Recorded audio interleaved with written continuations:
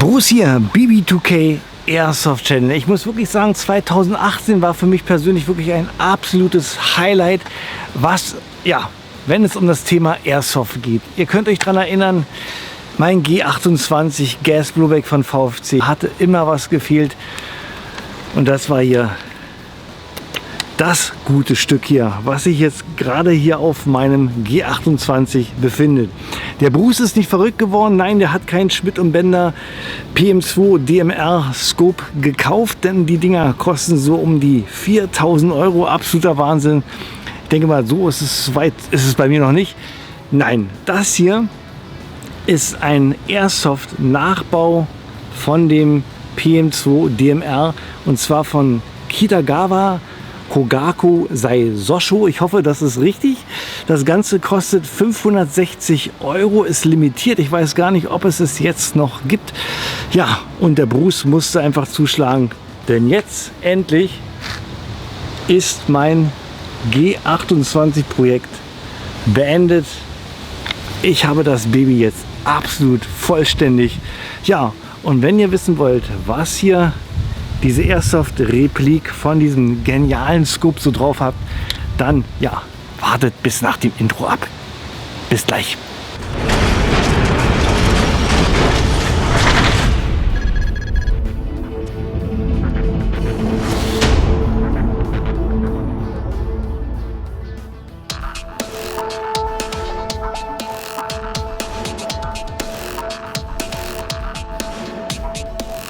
Bevor ich jetzt ganz tief reingehe in das Review bzw. hier in diesen Karton, möchte ich noch mal zwei Personen wirklich richtig dolle danken.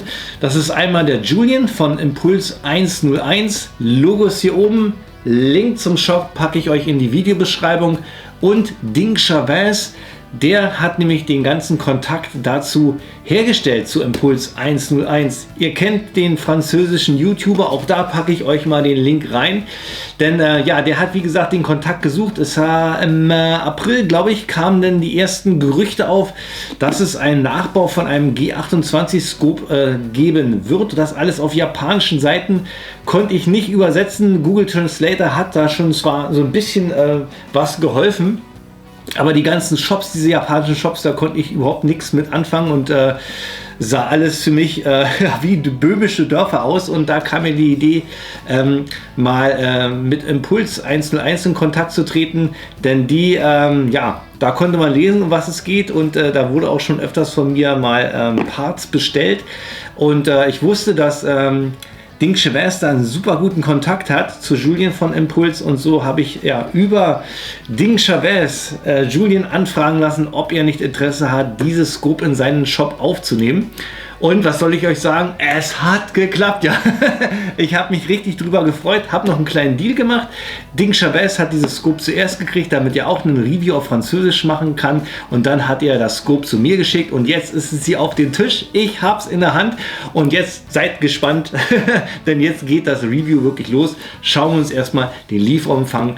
Ja, was bekommt man für 560 Euro denn so geliefert? Das 560 Euro teure Scope wird hier in dieser edlen Pappschatulle geliefert. Hier so ein bisschen mit Lederinventar, hat man hier so eine Patina hier so ein bisschen eingelassen. Das Ganze hier mit so einem goldenen Rand, hier mit einem Schriftzug. Ich denke mal, das wird wahrscheinlich Kitagawa Kogaku Sai-Sosho heißen oder so. Das ist ja der Hersteller von dem Scope. Mein Japanisch ist echt nicht das Beste, ist wahrscheinlich total falsch. Aber auch egal, der Karton sieht schon mal richtig edel aus und passt schon zu dem Gesamtbild. Machen wir das mal auf und schauen uns an, was uns dann erwartet. Hier der Deckel auch noch mal durch dieses Bändchen geschützt, richtig schön. Haben wir hier zunächst einmal einen japanischen Warnhinweis, was immer das auch heißen soll. Dann haben wir eine Kursanleitung zu dem PM2 DMR Scope auf Englisch gehalten, sodass man weiß, was man machen muss. Und dann natürlich das Sahnestück, das Scope selber noch mal hier in dieser Schutz Klarsicht Plastikdeckel gesichert. Aber ich denke mal, jetzt holen wir es raus, denn darum geht es ja heute. um dieses Wahnsinnsscope, wo ich ewig lange Jahre drauf gewartet habe. So. Richtig schwer. So sieht das aus. Hochwertig verarbeitet. Vom Farbton wirklich absolut exakt. Kann ich echt nicht meckern. Hab's ja auf der IWA auch im Original in der Hand gehalten. Und jetzt hier endlich eine geniale Replika von dem Schmidt & Bender PM2 DMR Scope. Wir haben hier fast alles drauf, was wir brauchen, aber dazu mehr in den Details und Funktionen. Bevor wir richtig reingehen, machen wir noch mal einen kleinen Bodycheck. Was kriegt man eigentlich für 560 € so in die Hand? Und da muss ich sagen, ein wirklich richtig hochwertiges Scope. Vom Gewicht her absolut identisch wie das Original. Ganz toll und sauber verarbeitet. Auch der RAL 8000 Ton ganz toll aufgebracht. Hier findet man keinen Fehler. Alles qualitativ hochwertig gemacht. Auch die Markierungen sind sauber eingelassen, sodass man die auch richtig gut erkennen kann. Entsprechend auch dem Original. Dazu auch später. Das Verstellen auch klickweise, man spürt richtig, was man einstellt, ganz sauber gefertigt, egal welches Rädchen ich drehe, alles richtig schön gemacht, einfach perfekt. Im Lieferumfang ist hier diese Sonnenblende enthalten, die man auch abschrauben kann. Was fehlt, ist der Killflash und die Flip-Up-Schutzkappen. Ob man die dann vom Original mit ranmachen kann, müsste man mal probieren. Wenn ich mal wieder ein bisschen Geld habe, dann erweitere ich das Ganze auch noch mal damit. Aber im Endeffekt muss ich schon mal sagen, absolut Spitzenprodukt, was ich hier in der Hand halte. Da merkt man wirklich, dass hier ordentlich und mit Liebe gearbeitet worden ist. Also vom Bodycheck schon mal Daumen hoch. Kommen wir zu den weiteren wichtigen Sachen und das sind die Markings. Von der Farbe her, vom Bodycheck, alles richtig toll. Wie sieht es denn mit den Markings aus? Und da sehen wir sofort, dass an beiden Seiten hier die lizenzkritischen Markings S und B vor Heckler & Koch fehlt. Ich denke mal, das ist auch verständlich, sonst denke ich mal, gibt es hier mächtig Stress. Ansonsten haben wir wirklich alles drauf, was wir benötigen. Ja, und fangen wir gleich mal an dieser Stelle an. Da haben wir zum einen hier einmal die Bezeichnung Bund, Made in Germany. Und darunter dann 3 bis 20 mal 50 PM2 Laserfilter nach DIN Euronorm 107 bis L4. Das ist genauso wie beim Original. Auf allen Türmen finden wir ebenfalls die korrekten Markings, so wie auch das Original Schmidt & Bender PM2 DMR es hat. Da wurde wirklich mit richtig viel Liebe gearbeitet. Wir haben hier aber ein kleines Manko und ich denke mal, ich weiß nicht, ob das jetzt mit Absicht passiert ist oder ob da geschludert ist. Ich denke mal, bei dem Preis wurde bestimmt nicht geschludert. Ich drehe mal auf die Seite hier. Wir haben zwar die korrekten Beschriftungen, aber wir haben hier kein Indexdreieck. Das heißt, ich kann hier nicht sehen, was ich eigentlich einstelle, weil hier in dem Bereich einfach mal die Markierungen fehlen. Ich kann jetzt zwar alles drehen und es funktioniert auch richtig, aber das Indexdreieck fehlt an allen Türmen. Ja, und wie gesagt, keine Ahnung, ob das nun Absicht oder Schlamperei ist. Ehrlich gesagt ist mir das wirklich schnurzpiep egal, denn so gesehen haben wir eigentlich gar keine Alternative außer das Original und das ist einfach dermaßen teuer, dass es einfach nur Wahnsinn ist, sich das für ein Airsoft G28 Gewehr zu holen. Von daher scheißegal, ob da Indexdreiecke drauf sind oder ob hier Schmidt & Bender vor Heckler & Koch fehlt. Dieses Scope Mount hier, was seit Jahren leer vor sich hin dümpelt, hat jetzt endlich eine anständige Füllung bekommen. So sieht das aus. Ich bin mega glücklich, dass es so gefüllt worden ist. Ich hätte damit ja nie gerechnet und ich würde sagen, machen wir das G28 mal gleich komplett, damit ihr mal sehen könnt, wie das als Gesamtkunstwerk aussieht. Hier ist es, das G28 von VFC als Gas Blowback. Wer mein Review dazu noch nicht kennt, verlinke ich euch oben. Ja, und jetzt packen wir mal das Scope oben drauf und vervollständigen wir mal das Projekt G28. So, schön draufschrauben. Ich bin mehr als glücklich, weil wie gesagt, ich habe das so oft in den Händen gehabt, dieses Original Schmidt & Bender, hat auch schon Kontakt gehabt mit Schmidt & Bender, ob es da irgendwelche Möglichkeiten gibt, das als Hole ganz zu bekommen oder günstiger und so. Ich habe mich da total prostituiert, nur um dieses Teil zu kriegen, aber die haben sich wirklich kein Stück gemeldet, deswegen, das war denen einfach scheißegal, ja. Und jetzt ist es mir auch scheißegal, denn ich habe das, was ich haben will. So, jetzt packen wir oben noch das Rotpunkt drauf. Und dann haben wir das Baby hier komplett. Ich zeig's mal rein. G28. Von der Optik her, so wie wir es kennen und so wie wir es lieben. Endlich komplett hier für uns Airsoft-Jünger und auch Sammler. Absolut toll gemacht. Ich gehe mal noch mal näher ran, dann könnt ihr euch das schön anschauen.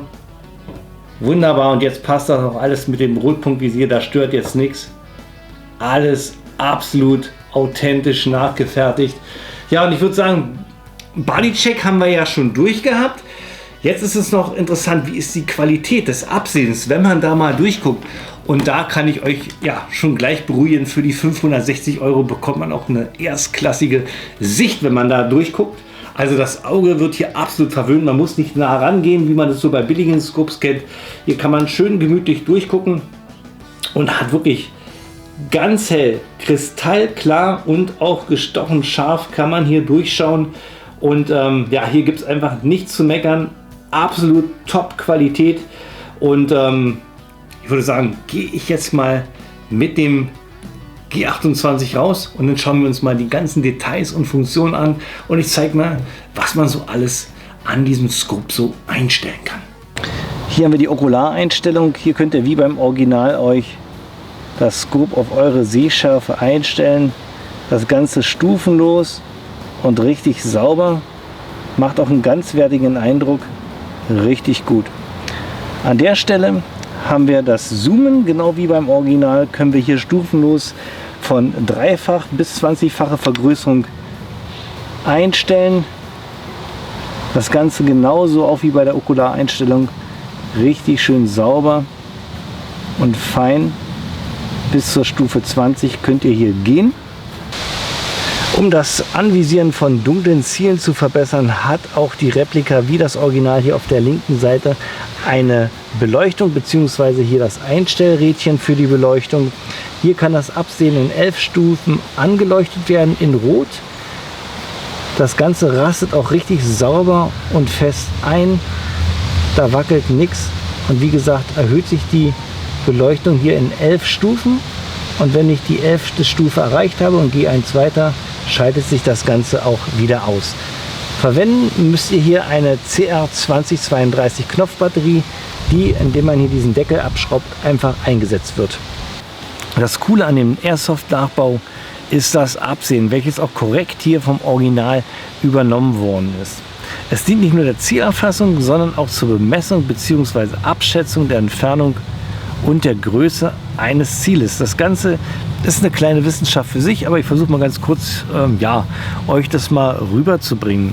Schauen wir uns erstmal das Fadenkreuz an. Das ist aufgebaut aus Kreisen und Strichen. Der Abstand von Kreis zu Kreis entspricht bei einem 10 cm langen Gegenstand, wenn er genau zwischen diese Kreise passt, 100 Meter. Ihr wisst also, wenn ihr ungefähr abschätzen könnt, aha, das Objekt ist 10 cm groß und das passt genau zwischen zwei Kreise, dann befindet sich dieses Objekt in 100 Meter Entfernung. Passt dieses Objekt zwischen Kreis und einem Strich, dann ist dieses Objekt 200 Meter entfernt. Das Ganze könnt ihr halt in der Höhe genauso machen. Wenn ihr wisst, wie hoch ein Objekt ist, könnt ihr das gleiche natürlich auch mit der Höhe genauso abschätzen. Für Entfernungen von 200 bis 1000 Meter sind die unteren Markierungen zuständig. Diese reichen von 2, 4, 6, 8 und 10, wobei 2 200 Meter und 10 1000 Meter sind. Oberhalb jeder Zahl sehen wir diese Markierungen. Der vertikale Strich entspricht 25 cm, der horizontale 45 cm und der Abstand vom Horizontal zur Grundlinie 75 cm. Warum diese komischen Werte? Diese entsprechen einer Durchschnittsgröße einer erwachsenen Person. Und hier erkennt mir den militärischen Verwendungszweck eigentlich von diesem Scope. Denn ein Kopf hat ungefähr 25 cm Höhe, Schultern 45 cm, 75 cm der Torso. Wird der Feind jetzt ins Visier genommen, kann man so schnell die Entfernung ermitteln. Natürlich kann man die Angaben auch für andere Ziele benutzen, deren Größe man kennt. Schauen wir uns mal die Höhenverstellung an und dazu nehme ich mal das Rotpunkt ab.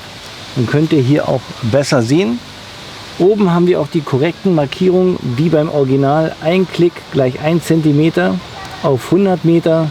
Das Ganze für G28 7,64 x 51 mit einem 420 mm Barrel 16,5 Inch. Ja, aber zurück zur Höhenverstellung. Was wir hier gleich als erstes feststellen, wir haben hier keine Indexmarkierung drauf. Ob das jetzt wirklich Absicht ist oder Schlamperei oder wie auch immer, ich weiß es nicht. Jedenfalls fehlt hier bei allen Türmen die Indexmarkierung, sodass ihr eigentlich so gesehen gar nicht wisst, was ihr jetzt hier einstellt. Ist jetzt auch nicht so dramatisch, weil wir haben hier nur ein Airsoft-Gewehr, da geht es ja nicht um 800 Meter, sondern ja gerade mal so vielleicht um 100 Meter, wenn es gut kommt. Aber schauen wir uns mal die Markierungen an. Die sind genau wie beim Original. Haben wir eine Einstellungsmöglichkeit von 100 bis 800 Meter Entfernung. Das drehen wir hier einfach rein. Auch das Einrasten ist richtig klickweise. Man spürt hier richtig den Klick. Da hat der Hersteller super gearbeitet. Und so können wir halt ja das Schießen korrigieren. Liegt der Treffer zu hoch, muss nach links gedreht werden und beim T-Schuss müssen wir nach rechts drehen. Das Ganze alles schön sauber eingestellt, aber wie gesagt, die Indexmarkierung fehlt hier leider. Auf der rechten Seite befindet sich die Seitenverstellung und auch hier, wie bereits erwähnt, fehlt hier die Indexmarkierung. Die müsste normalerweise hier sein, genau hier bei dem 0. Die Gravierungen stimmen aber wieder wie beim Original und so haben wir hier von 0 nach diese Richtung gedreht 1R, also 1 rechts bis 6 rechts und in die andere Richtung von 1 links bis 6 links. Für Linksschüsse muss durch das Drehen nach rechts, also nach diese Position 1R bis 6R korrigiert werden. Ein Klick sind hier 1 cm auf 100 Meter, bei Rechtsschüssen entsprechend andersrum. Aber da wir hier ein Airsoft-Modell haben, werden wir wahrscheinlich nicht in die Verlegenheit kommen, über 100 Meter hier einen Schuss zu korrigieren. Auf der linken Seite finden wir wie beim Original auch den Parallaxe-Ausgleich mit den identischen Markierungen von 25 Meter bis 1000 Meter und unendlich. Auch hier seht ihr, fehlt die Indexmarkierung. Der Parallaxe-Ausgleich ist dafür da, die Fokussierung einzustellen, passend zur Entfernung. Ist natürlich jetzt hier bei der Airsoft-Replik wieder unnötig, weil wie gesagt, über 100 Meter werdet ihr hier nicht mitkommen und 1000 Meter, ja, das ist Wunschdenken. Aber es ist schön, dass halt die Replika das hier nachbildet und wie gesagt, es funktioniert auch. Das letzte Feature, was ich euch zeigen möchte, auch die Replik hat hier die Kalibrierschrauben, einmal in der Höhenverstellung und einmal in der Seitenverstellung. Dadurch könnt ihr, wenn ihr wollt, euer Scope hier nullen bzw. kalibrieren auf die von euch gewünschte Entfernung. Wichtig ist, ihr positioniert und stellt euer Scope auf die Wunschentfernung ein, zum Beispiel jetzt auf 100 Meter.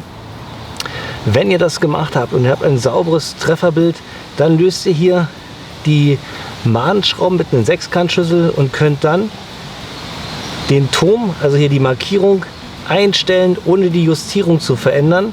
Aber ihr stellt jetzt den Turm auf die 100 ein und auch die Höheneinstellung auf 0. Und dann schraubt ihr hier die Mahnschrauben wieder fest und dann habt ihr eine Nullung eures Scopes erreicht. Und dann sind wir angekommen bei den Pro und Contra. Heute mein Highlight 2018, das Kitagawa Kogako Saisosho G28 PM2 DMR Scope. Was ein Name, ja, aber der Name hat es wirklich in sich, denn der hat einen Traum für mich erfüllt, und zwar dieses VFC G28 Gas Blowback, das seit 2014 ohne richtiges Scope daherkommt. zu vervollständigen. Ja, ich zeige es noch mal rein. Hier ist das Scope mit Rotpunkt und sogar hier mit dem Detail nachgetreuen, nachgebauten Silencer, alles mit dabei. Ja, Pro und Kontras. Pro ist absolut, ja, wir haben endlich dieses Scope. Also da gibt es echt nichts zu meckern. 560 € sind dafür angesagt, eine ganze Menge Geld. Aber wenn man das mit dem Original vergleicht mit über 4000 €, ist das Teil hier wirklich wahrlich ein Schnäppchen. Es ist für Airsoft gebaut und dafür sollte man es auch nutzen. Im Rätselbereich fliegt euch das Teil hier wahrscheinlich auseinander, was jetzt nicht heißt, dass es qualitativ minderwertig ist. Wir haben hier 6061 Aluminium, eine perfekte RAL 8000 Beschichtung drauf, richtig fein, richtig sauber gemacht. Die Einstellungsmöglichkeiten, alles richtig hochwertig, rastet sauber ein. Wir haben die Originalmarkierungen drauf, wie beim Schmidt und Bender. Die markanten Logos fehlen aus lizenzrechtlichen Gründen. Ebenfalls sind die Index-Dreiecke nicht drauf. Ich denke mal eher, das hat wahrscheinlich auch noch was damit zu tun, dass man das nicht als vollwertiges Scope verwenden kann. Kann ich aber mit leben. Ja, 560 €. Also wer schon immer sein G28 vervollständigen wollte, kommt an diesem Scope nicht vorbei, außer er hat zu viel Geld übrig. Aber ich denke mal, wenn man 4000 € für ein richtiges Scope ausgeben kann, kann man, wenn man eine grüne WBK hat, sich auch gleich das richtige Gewehr dazu kaufen, oder? Ich mache es nicht. Ich bin glücklich, denn ich habe jetzt endlich mein Projekt G28 vervollständigt. So muss es aussehen. Ja, das war es von mir gewesen. Hat ein bisschen länger gedauert, das Review. Ist jetzt erst fertig geworden. Ihr habt gesehen, die Außenaufnahmen, da war es ein bisschen wärmer, als es jetzt ist. Aber egal, so sieht es aus.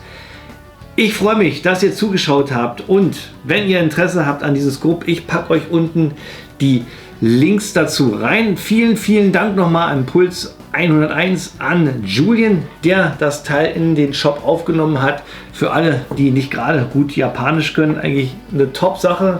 Kann man nur sagen, danke. Großer Dank auch nochmal an Ding Chavez. Link von seinem coolen YouTube-Kanal packe ich euch auch rein. Ohne euch beide, ja, wäre das Ding hier nicht so leicht auf den Tisch gekommen, wie ich es mir gedacht hatte. Das war es gewesen. Bruce, BB2K Airsoft Channel. Ja, wer mich noch nicht abonniert hat, zack, klick oben auf Abo. Unten gibt es noch ein weiteres Video und wir sehen uns beim nächsten Video. Bleibt mir bis dahin gesund. Euer Bruce.